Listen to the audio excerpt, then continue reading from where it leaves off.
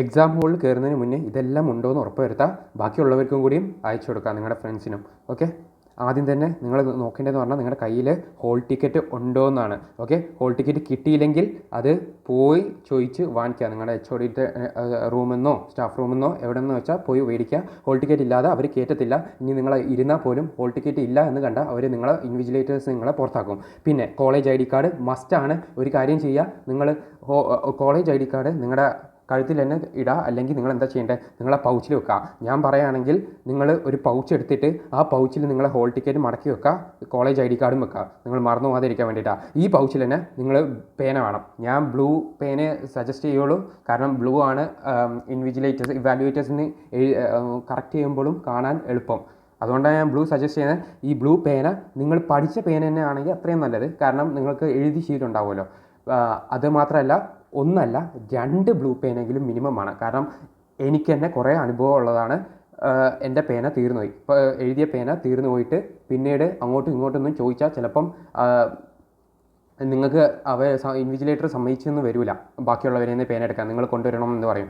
പിന്നെ നിങ്ങൾക്ക് എന്തെങ്കിലും ഡ്രോയിങ്സോ, മാത്സ് ആണ്, അപ്പോൾ നിങ്ങൾക്ക് ചിലപ്പോൾ കോമ്പസും സയൻറ്റിഫിക് കാൽക്കുലേറ്റേഴ്സിൻ്റെ ആവശ്യം വരും. കോമ്പസും പ്രൊട്രാക്ടറും അങ്ങനത്തെ നെസസറി ജോമെട്രി ബോക്സിൻ്റെ ആവശ്യം വരും.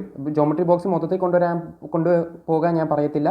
ആവശ്യമുള്ളതെല്ലാം നിങ്ങളുടെ ആ പൗച്ചിൽ വെക്കുക. അതായത് ഈ പൗച്ചും കൊണ്ടേ നിങ്ങൾ കയറാൻ പാടുള്ളൂ. പിന്നെ പെൻസിൽ ആവശ്യം വരും. പെൻസിലിൻ്റെ ബാക്കിൽ ഇറേസർ ഉണ്ടെങ്കിൽ അത്രയും നല്ലത്. അല്ലെങ്കിൽ വേറൊരു ഇറേസർ കൊണ്ടുപോകുക. ഷാർപ്നർ എടുക്കാൻ മറക്കരുത്.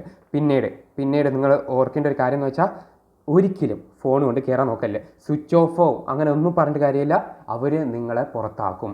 ഓക്കെ, അപ്പോൾ ഫോൺ ഉണ്ടോ എന്നുള്ളത് ആദ്യം തന്നെ ഉറപ്പ് വരുത്തുക. നിങ്ങൾ കയറി ഇരുന്ന ഉടനെ ഫോണുണ്ട്, നമ്മളെല്ലാം പെട്ടെന്ന് മറക്കും, കാരണം നമ്മുടെ കയ്യിലായിരിക്കും ഫോൺ ഇരിക്കുന്നത്. ആ ഫോൺ എടുത്ത് മാറ്റി വെക്കാം. നിങ്ങൾ എക്സാം ഹോളിൽ കയറുന്നതിന് മുന്നേ ബാഗിൻ്റെ അകത്ത് ഫോൺ വെച്ചിട്ട് ബാഗ് മാറ്റി വെക്കുക. ഓക്കെ, സ്മാർട്ട് വാച്ച്, ചിലവർ സ്മാർട്ട് വാച്ച് എന്നും ഇടുന്ന ഡെയിലി ഉപയോഗിക്കുന്നവരുണ്ടാവും, അവർ ചിലപ്പോൾ മറന്നു പോകും. അപ്പം സ്മാർട്ട് വാച്ച് ഉപയോഗിക്കാതിരിക്കുക. ബിറ്റിൻ്റെ ഞാൻ പറഞ്ഞു, നിങ്ങളുടെ ഫസ്റ്റ് എക്സാമിനെ കൊണ്ട് കൊളാക്കാൻ നിൽക്കല്ലേ.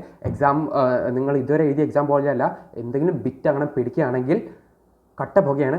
എനിക്കറിയാവുന്ന എത്രയോ നല്ല പഠിക്കുന്ന കുട്ടികൾ ബിറ്റ് ഒരൊറ്റൊരു എക്സാമിനെ വെച്ചുള്ളൂ, പിന്നീടുള്ള എല്ലാ എക്സാമും സപ്ലൈ ആയി D-bar ആവാൻ വരെ സാധ്യതയുണ്ട്. അതുകൊണ്ട് ബിറ്റ് വെച്ച് നിങ്ങൾ ഇതാക്കല്ലേ. നിങ്ങൾക്ക് ഒരു സപ്ലി കിട്ടുകയാണെങ്കിൽ കുഴപ്പമില്ല, നിങ്ങൾക്കത് എഴുതിയെടുക്കാം. പക്ഷേ നിങ്ങൾ ബിറ്റ് വെച്ചുകൊണ്ട് നിങ്ങളെ പിടിച്ചിട്ട് പിന്നെയുള്ള എല്ലാ പേപ്പറും സപ്ലൈ ആയെന്ന് ആലോചിച്ച് നോക്കിയേ.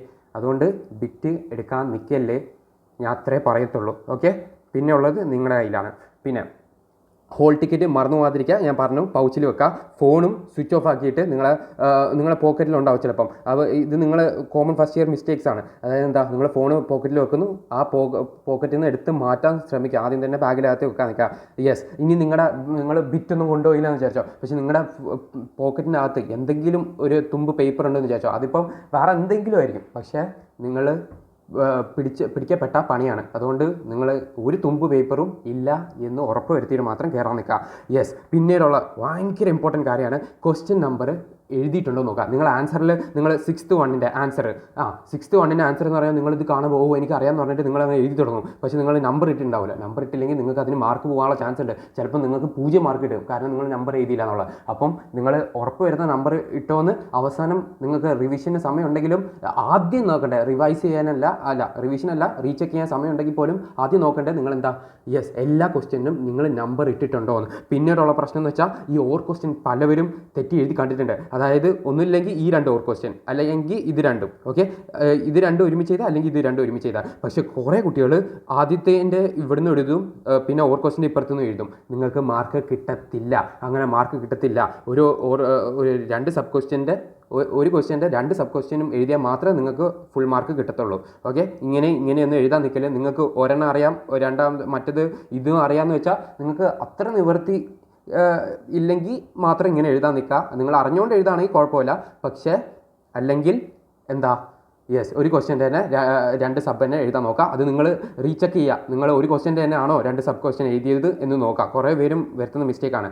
യെസ്, വെറുതെ ടെൻഷൻ അടിക്കാൻ നിൽക്കല്ലേ, മറന്നു പോകും. പഠിച്ചവരെ മറന്നു പോകാൻ നിൽക്കും. പിന്നെ യെസ്, നിങ്ങളുടെ KTU എക്സാമിനെ ഫസ്റ്റ് പേജിൽ ഉള്ള എല്ലാം ഫില്ല് ചെയ്തിട്ടുണ്ടോ നോക്കാം. ക്വസ്റ്റ്യൻ പേപ്പർ ഉണ്ടാവും, ആ ക്വസ്റ്റ്യൻ പേപ്പറിൻ്റെ നമ്പർ ഫില്ല് ചെയ്തിട്ടുണ്ടോ നോക്കാം. പിന്നെ നോക്കേണ്ട കാര്യം എന്താണ്, യെസ് നിങ്ങൾക്ക് വേറൊരു നമ്പർ ഉണ്ടാവും, ആ നമ്പർ ഫില്ല് ചെയ്ത് നോക്കാം. പിന്നെ ഇവിടെ ഉള്ള എല്ലാ നമ്പറും ഇവിടെ ഉള്ള എല്ലാ ഫില്ലിൻ്റെ ബ്ലാങ്ക്സ് ഫില്ല് ചെയ്ത് നോക്കാം. ഇപ്പോഴത്തെ ഈ ഒരു ഭാഗത്തെല്ലാം എക്സാമിനറിനുള്ളതായിരിക്കും, അത് നിങ്ങളൊന്നും ചെയ്യേണ്ട ആവശ്യമില്ല. പക്ഷേ നിങ്ങൾ എഴുതി കഴിഞ്ഞ് തിരിച്ച് കൊടുക്കുമ്പോൾ ഇതെല്ലാം ഉണ്ടോ എന്ന് ഉറപ്പ് വരുത്തിയിട്ട് മാത്രം കൊടുക്കുക. പിന്നെ വേറൊരു കാര്യമുണ്ട്, നിങ്ങൾ വിചാരിക്കും ഇതുവരെ സ്കൂളിൽ പോലെ അല്ല. എന്താ അറിയോ, നിങ്ങൾ വിചാരിക്കും പെട്ടെന്ന് എഴുതി കഴിയുന്നവരാണ് ബുദ്ധിമാന്മാർ. മണ്ടത്തരാണ്, ശുദ്ധ മണ്ടത്തരാണ്. ഒരിക്കലും ഇല്ല. നിങ്ങളുടെ KTU എക്സാമിന് ഉള്ള സമയം 2.5 മണിക്കൂറാണെങ്കിൽ ആ 2.5 മണിക്കൂറും ഇരുന്നിട്ട് തന്നെ പോകാം. നിങ്ങൾക്ക് ഒന്നും അറിയില്ലെങ്കിൽ പോലും ഇരുന്നിട്ട് പോകാം. ചിലപ്പോൾ നിങ്ങൾക്ക് എന്തെങ്കിലും കത്തിന്ന് വരും. അല്ലാതെ 2.5 മണിക്കൂറിൽ 1 മണിക്കൂർ കഴിഞ്ഞ് എണീറ്റ് പോകുന്നവർ ഒന്നുമല്ല, അവന്മാർക്ക് ഒന്നും അറിയാത്തതുകൊണ്ടാണ്. ഓക്കെ, നിങ്ങളെ സ്കൂൾ പോലെയല്ല. 2.5 മണിക്കൂറുണ്ടെങ്കിൽ ആ 2.5 മണിക്കൂറിൽ നിങ്ങൾ ഇരിക്കുക. ഒന്നും അറിയില്ലെങ്കിൽ പോലും ഇരിക്കുക. ചിലപ്പോൾ എന്തെങ്കിലും കിട്ടും.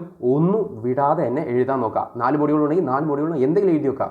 ഓക്കെ, പിന്നെ ഹോസ്റ്റലേഴ്സിൻ്റെയും ഡേ സ്കോളേഴ്സിൻ്റെയും ശ്രദ്ധയ്ക്ക് ഞാനൊരു കാര്യം പറയട്ടെ, ഇത് ഒറ്റൊരു എക്സാം മാത്രമാണ്. നിങ്ങൾ ഇതിന് ഇത്രയും ടെൻഷൻ അടിച്ച് നിങ്ങൾ കെയർലെസ് ആയിട്ട് നടക്കുന്നത് ഞാൻ കുറേ പേര് അങ്ങനെ കണ്ടിട്ടുള്ളതാണ്. അതായത് എക്സാം ഹോളിൽ വരുന്ന വഴി എക്സാമിനെ കുറിച്ച് ഇങ്ങനെ ആലോചിച്ച് പിന്നെ ആക്സിഡൻറ്റ് സംഭവിക്കുന്നുണ്ട്. ഇല്ല, ഇത് വെറും ഒരു എക്സാമാണ്. ഈ ഒരു എക്സാമിന് വന്നാൽ കൂടിപ്പോയ സപ്ലി എഴുതിയെടുക്കുക, അത്രേ ഉള്ളൂ. അല്ലാതെ നിങ്ങൾ എക്സാമിന് ബൈക്കിൽ പോകുന്നവരെ ശ്രദ്ധിക്ക്, കാറിൽ പോകുന്നവരെ ശ്രദ്ധിക്ക്. നിങ്ങൾ എക്സാമിൻ്റെ കുറിച്ച് ഞാൻ ഇത് പഠിച്ചില്ല, മറ്റേത് പഠിച്ചില്ല, ഇതെന്തായിരുന്നു, അതെന്തായിരുന്നു, ഈ ഇക്വേഷൻ എന്തായിരുന്നു എന്ന് ഓർത്തൊന്നും പോവല്ലേ. വണ്ടി ഓടിക്കുമ്പോൾ വണ്ടിയുടെ ശ്രദ്ധ മാത്രം, റോഡിൽ മാത്രം ശ്രദ്ധ വേണം, വേറെ ഒന്നും നോക്കല്ലേ. ഹോസ്റ്റലേഴ്സ് ആണെങ്കിലും റോഡ് ക്രോസ് ചെയ്യുമ്പോഴെല്ലാം നോക്കി തന്നെ ക്രോസ് ചെയ്യുക. ഇതൊക്കെ വെറും ഒരു എക്സാം മാത്രമാണ്. നിങ്ങൾ ആ ഒരു സെൻസിൽ മാത്രം എടുത്താൽ മതി. അത്രേ എനിക്ക് പറയാനുള്ളൂ. ഞാൻ പറഞ്ഞു, ഇത് വെറും ഒരു എക്സാമാണ്. അറിയാവുന്നത് എഴുതാം ആൻഡ് ട്രസ്റ്റ് യുവർ പ്രിപ്പറേഷൻ. ഞാൻ എന്നും പറയുന്ന പോലെ തന്നെ ബെസ്റ്റ് ഓഫ് ലക്ക് അല്ല, all the best. Thank you.